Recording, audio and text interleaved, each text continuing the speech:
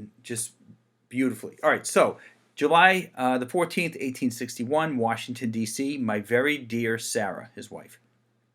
The indications are very strong that we shall move in a few days, perhaps tomorrow, lest I should not be able to write you again. I feel impelled to write lines that may fall under your eye when I shall be no more. Our movement may be one of a few days' duration and full of pleasure, and it may be one of severe conflict and death to me. Not my will, but thine will, O God, be done. If it is necessary that I should fall on the battlefield for my country, I am ready. I have no misgivings about or lack of confidence in the cause in which I am engaged, and my courage does not halt or falter.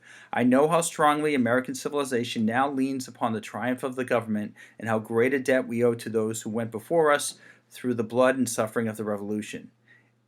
And I am willing, perfectly willing, to lay down all my joys in this life to help maintain this government and to pay that debt. But my dear wife, when I know that with my own joys that I laid down nearly all of yours and replaced them in this life with cares and sorrows, when, after having eaten for long years the bitter fruit of orphanage myself, I must offer it as their only sustenance to my dear children, little children, is it weak or dishonorable, while the banner of my purpose floats calmly and proudly in the breeze, that my unbounded love for you, my darling wife and children, should struggle in fierce, though useless, contest with my love of country?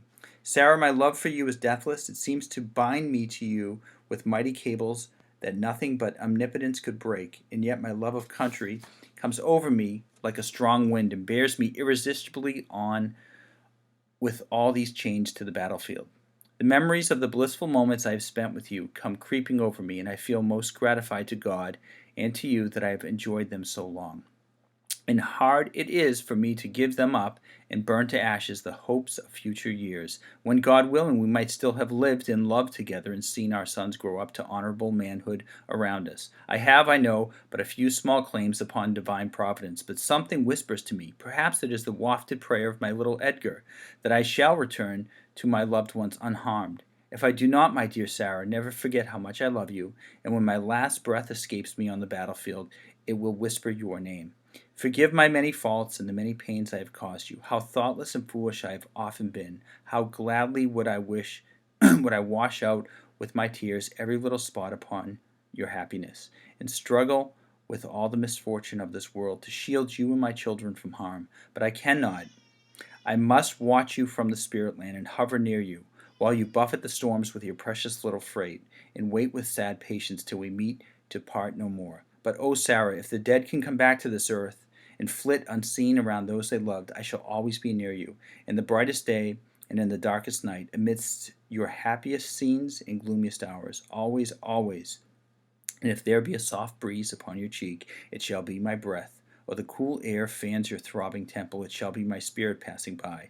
Sarah, do not mourn me dead. Think I am gone, and wait for me, for we shall meet again. As for my little boys, they will grow as I have done, and never know a father's love and care. Little Willie is too young to remember me long and blue-eyed. Edgar will keep my frolics with him among the dimmest memories of his childhood. Sarah, I have unlimited confidence in your maternal care, in your development of their characters. Tell my two mothers, and his and hers I call God's blessing upon them. O Sarah, I wait for you there. Come to me and lead thither my children. Sullivan. Just poetic. You would never see a letter like that written today. And I believe he died about a month after that, at the Battle of Bull Run. So, when you think that our forefathers were, not as enlightened as us, take a look at some of their writings. Take a look at George Washington's farewell address. Just poetic prose, and I have an utmost respect for the people that came before us. So, with that, just some food for thought. I wish you a great night. Thank you.